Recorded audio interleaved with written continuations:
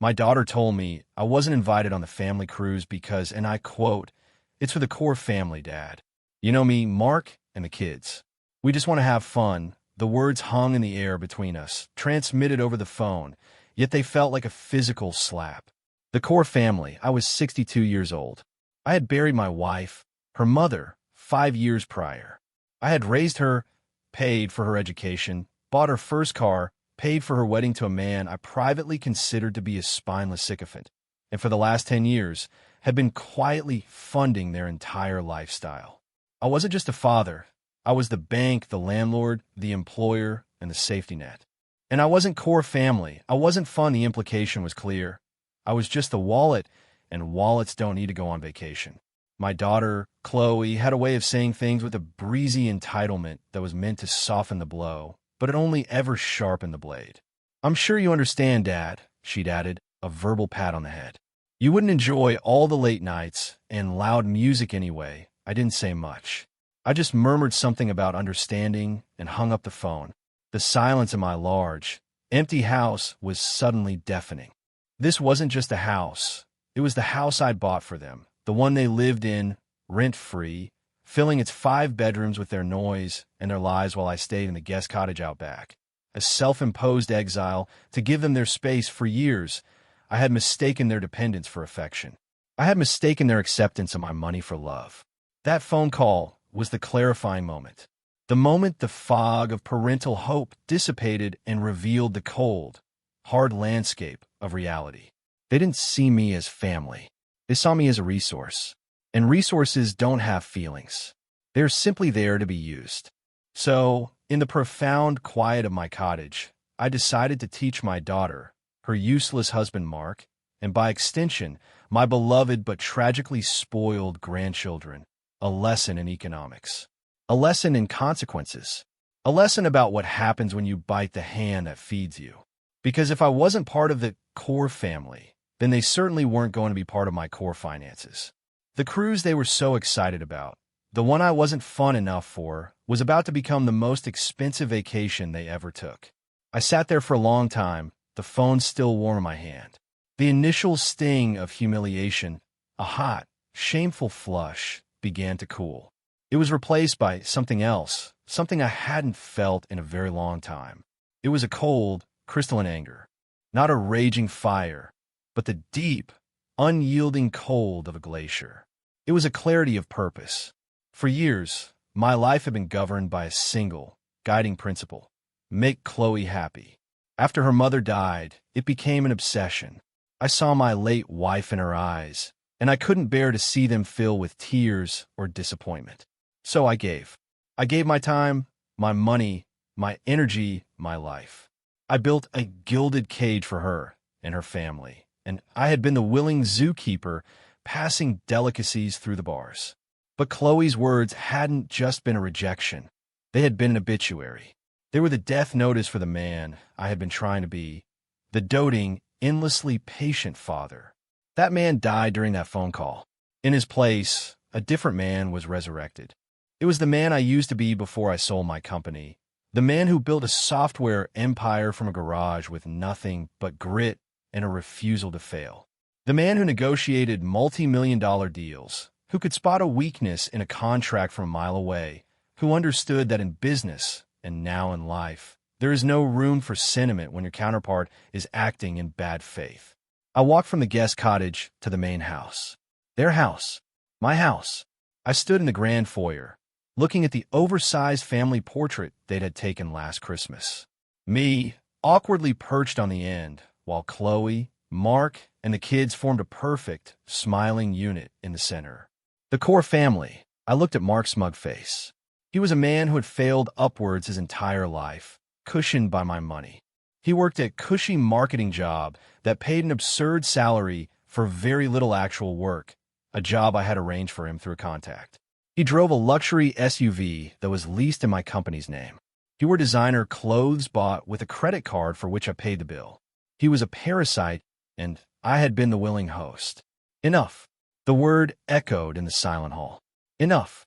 I took out my phone, but I didn't call Chloe back to plead my case or express my hurt. My first call was to David, my lawyer for the past 30 years. David, I said, my voice steady and calm. It's John. I need you to prepare some documents for me. We're making some changes to the family trust, and I need you to draw up an eviction notice. There was a pause on the other end. John, is everything all right? Everything, I replied, a thin, cold smile touching my lips for the first time in years. Is about to be perfect. The turning point wasn't a moment of rage. It was a moment of absolute, chilling peace. The kind of peace that comes when you finally decide to amputate a gangrenous limb. The pain is sharp, but you know it's the only way to save yourself. The next 48 hours were a masterclass in methodical deconstruction. My daughter and her husband thought I was just Dad, a simple old man puttering around in his garden, living off a pension. They had no concept of the man I truly was, or the complex financial architecture that underpinned their entire existence. They were like children living in a castle, assuming the walls were held up by magic, never once thinking about the foundation, the buttresses, or the architect who designed it all. It was time to show them the blueprints. My first step was a deep dive into my own assets, not to see what I had, but to review how I had it structured. Years ago, on the advice of my lawyer, David, and my wealth manager, Helen, I had insulated myself. I didn't just have money, I had a fortress. The house, the grand six-bedroom colonial they so proudly called their own, was not in my name. It was owned by the Oakwood Family Trust. I was the sole grantor and the sole trustee. Chloe and her children were listed as the beneficiaries. The key word, the one Chloe and Mark had never bothered to understand, was that it was a revocable trust. As the trustee, I had the absolute, unilateral power to amend, alter, or completely revoke the trust at my discretion, without notice to the beneficiaries. On the phone, David confirmed this with a grim satisfaction in his voice. The language is ironclad, John, he said. You can remove them as beneficiaries and appoint a new one. Yourself, a charity, whomever, with a simple amendment. It's a 2-page document. Once signed and notarized, they have no more claim to that property than a stranger on the street. I told him to draft the amendment immediately. I would be the sole beneficiary. I also instructed him to prepare the formal 30-day eviction notice. It would be legally served and posted on the front door the day they returned from their fun family cruise. Next, the finances. Chloe received a generous allowance on the first of every month, a direct deposit of $20,000. She and Mark saw it as their birthright, the passive income of the casually wealthy. They had no idea of its origin. It wasn't from some ancestral trust fund. It was a simple automated transfer that I had set up from one of my secondary investment accounts with Vanguard, an account they didn't even know existed. I logged into my portfolio. I found the scheduled transfer. The interface was simple. A few clicks. I navigated to the recurring payment section. There was monthly transfer to Chloe Matthews. Beside it was a small, unassuming button. Cancel. I hovered the mouse over it for a second, savoring the moment. It was the digital equivalent of turning off a life support machine. With a final decisive click, it was done. A small pop-up asked, "Are you sure you want to cancel this recurring transfer?" I clicked yes. A wave of pure, unadulterated peace washed over me. No more funding a lifestyle of disrespect. The tap was off. Then there were the credit cards. I had an Amex Platinum account with them as authorized users. They each had their own card with their own names on it. They used it for everything: groceries, gas, designer clothes for the kids, lavish dinners, and of course, the thousands of dollars in onboard expenses they were about to rack up on their cruise. They believed it was their card, but I was the primary account holder. I was the one who paid the six-figure bill every single year without complaint. I called the private client line for Amex Centurion, a service I qualified for but kept quiet about. A polite and efficient concierge answered. "Mr. Anderson, how can I help you today?" "Hello," I said calmly. "I need to report 2 of my authorized user cards as lost and immediately cancel them. Do not issue replacements." I gave him Chloe's and Mark's card numbers. "Of course, sir. I've placed an immediate freeze on both cards. All transactions will now be declined. We will remove them from the account permanently. Is there anything else?" I paused. "Yes, actually. Can you tell me the last transaction attempted on either card?" He tapped on his keyboard. Yes, an hour ago. On Chloe Matthews' card. A charge for $5,200 from Royal Atlantic Cruise Lines for a premium beverage package upgrade. It was approved, I smiled. Excellent. Thank you. They had already started the party. A party they would soon discover they couldn't afford. The cars were next. A Range Rover for her, a Porsche Cayenne for him. Both top-of-the-line models. Both leased. And both leased not by them, but by a holding company I owned, J. Enterprises. It was a simple business expense for me. I called my fleet manager at the leasing company. Tom, I said, we're terminating 2 of our leases early. The Range Rover and the Cayenne. Terminating? John, the penalty fees on those will be steep, I'm aware. Pay them. I want the vehicles recovered as soon as possible. They are currently parked at the long-term lot at the international airport. I'll forward you the parking details. I had already looked up their flight confirmation email, which was helpfully forwarded to my own email address, an old account Chloe had set up for me years ago and forgotten was linked to all her travel plans. Technology in the right hands is a powerful tool. The final piece, the keystone of my entire plan, was Mark. Oh, Mark. He was so proud of his job as a senior vice president of marketing at a trendy digital agency. He loved to talk about his projects and strategies, using buzzwords he barely understood. He thought he was a self-made man. The truth was far more poetic. 5 years ago, when he was between jobs again, Chloe had come to me, crying, worried about their finances. So I made a call. I didn't just know a guy at that agency. I was the guy. Through a series of shell corporations and a private equity fund I controlled, I was the majority, silent partner in the firm. The CEO, a man named Robert, answered to me. I had installed him. I had funded the company's expansion. Mark wasn't an employee. He was a favor. This was the call I had been looking forward to the most. Robert, it's John Anderson. Robert's voice immediately became deferential. John, good to hear from you. What can I do for you? I have a small HR issue I need you to handle for me personally. Robert, it concerns Mark Matthews. Mark, is there a problem? His performance has been unsatisfactory. His position is being made redundant. Effective immediately. Please have his security pass deactivated, his remote access revoked, and his personal effects couriered to his home address. His severance will be the legal minimum. No more. There was a stunned silence. Robert knew who Mark was married to. He knew the connection. John, are you absolutely sure? This is abrupt. I have never been more sure of anything in my life. Robert, I said, my voice as cold as a burial plot. The continued success of your firm depends on your ability to trim deadweight. Consider this a trim. Am I understood? The capitulation was immediate. Understood, John. I'll handle it personally right now. I hung up the phone. I leaned back in my chair. The plan was in motion. Every pillar of their comfortable, entitled life had been wired with explosives. The house, the money, the cars, the job. All of it. All I had to do now was wait for them to come back from their fun family vacation and try to press the button for the garage door opener. I was not a vindictive man by nature, but I was a man who believed in structure. I believed in cause and effect. I believed that actions have consequences. They had removed me from the family. I was simply removing them from my payroll. It was, in its own way, perfectly symmetrical, perfectly just.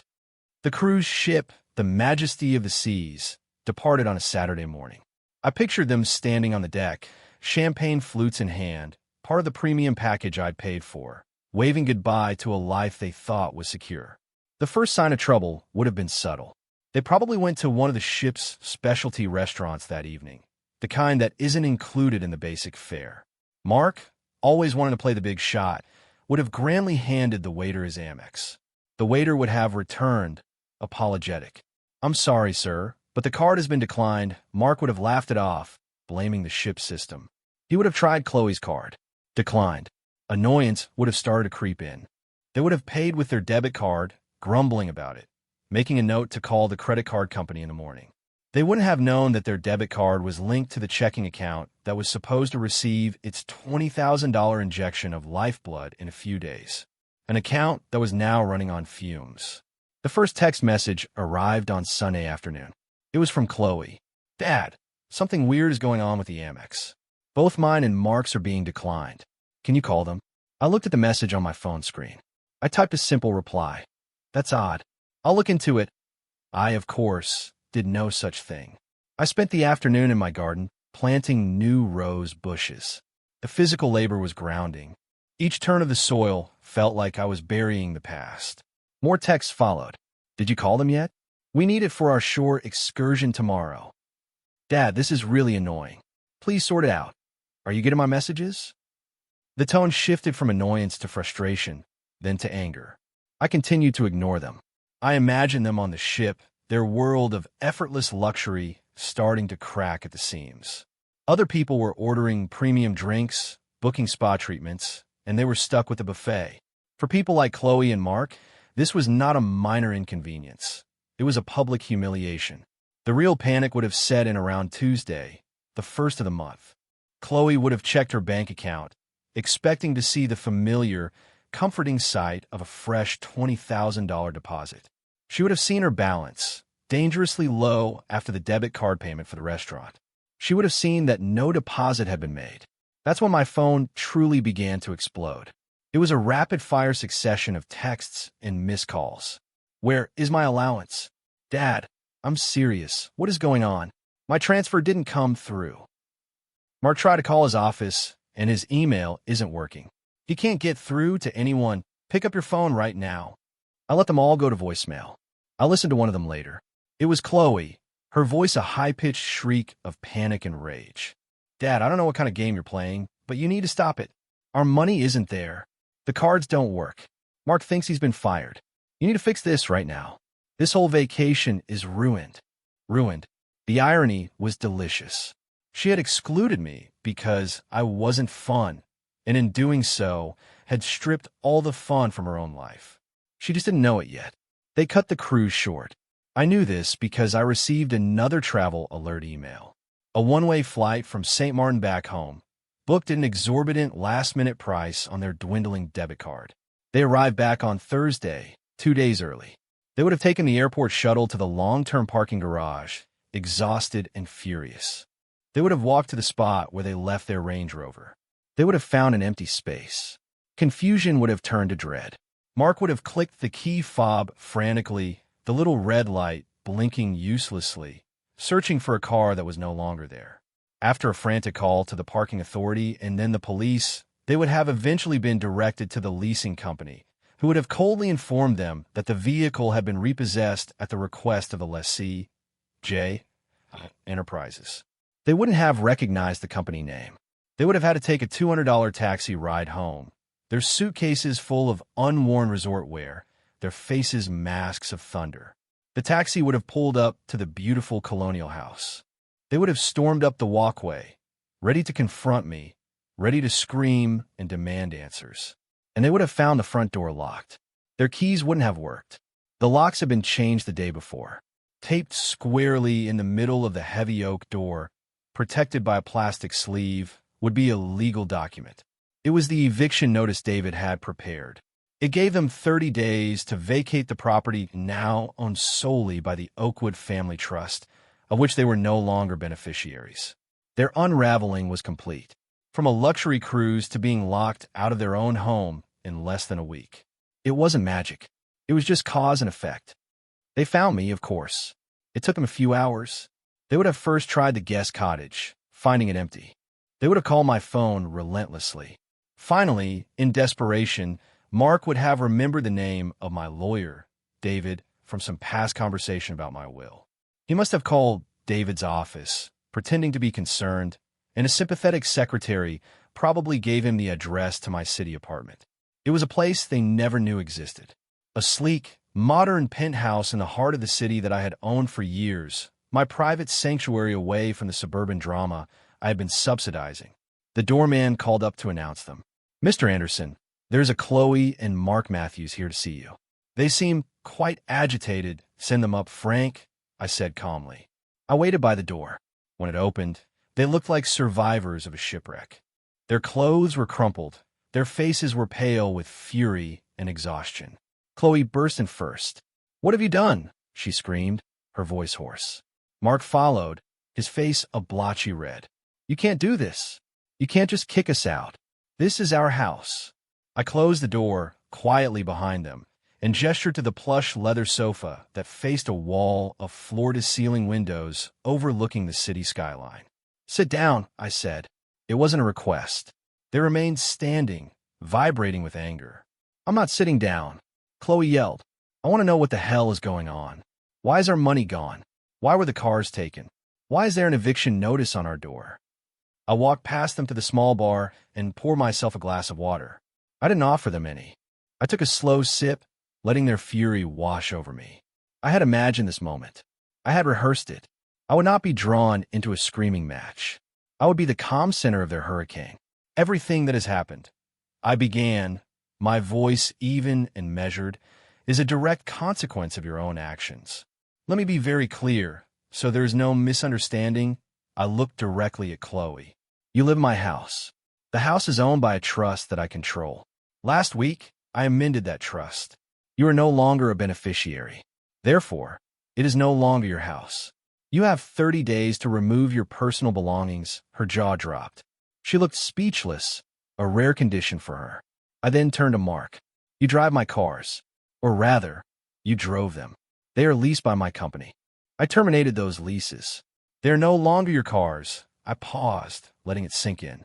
"You live on my money, an allowance that I deposited into your account every month out of my own generosity. I have canceled that allowance. It is no longer your money." Chloe finally found her voice, though it was a choked whisper. "Why? Why would you do this to us? We're your family." "Ah," I said, setting my glass down. "There's the core of the issue. You see, last week, you informed me that I was not part of the core family. You told me I wasn't welcome on your family cruise. You made a choice. You defined the terms of our relationship. I am not family.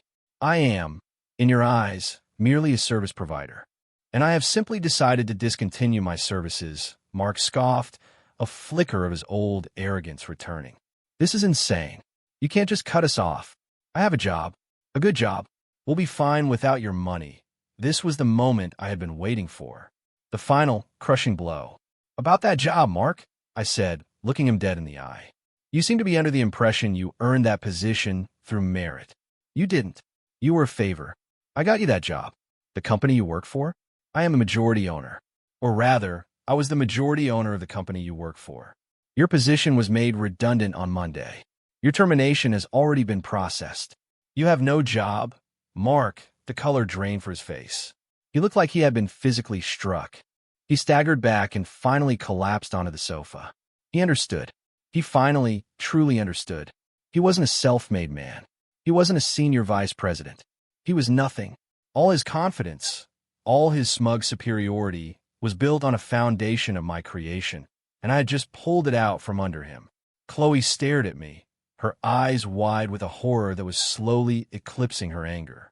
She was seeing me for the first time, not as Dad, the bumbling, gentle old man, but as the architect of her entire world, an architect who had just handed her the demolition orders.